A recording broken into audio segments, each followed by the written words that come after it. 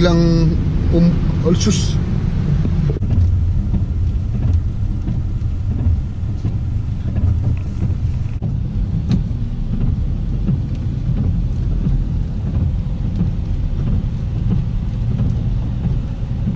Baby, ito si Takir, oh.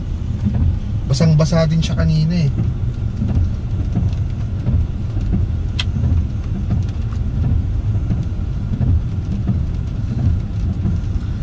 Bali iba sa akin guys, umaatras sila, ewan kung bakit. Wala pa man din tayong gas, mga 1/4 na lang tong gas natin.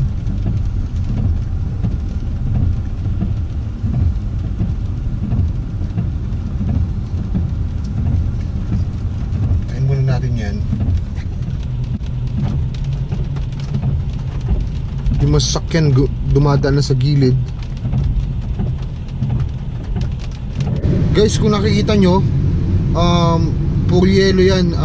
Biglang ulsus, nalaglag yan sa sakyan. Kung saan na tayo dumaan guys. Hi, kanina traffic, ngayon baha naman. Halos lahat ng kanto dito guys, baha. Ayan, baha ulit.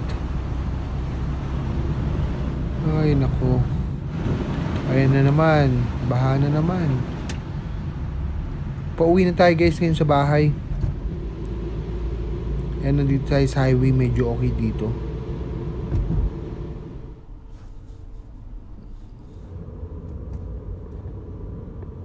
Guys, yung sinusundan kong sasakyan kanina nalaglag. So bababaan ko sana, kaso wala naman akong maitutulong sa kanya kasi napakalaki ng sasakyan niya. Hindi ko naman kayang hilahin o anuman.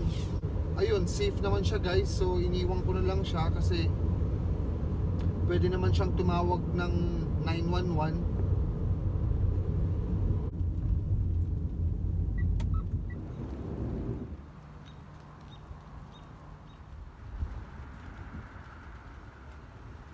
So yun guys, napakalakas ng kulog at kidlat.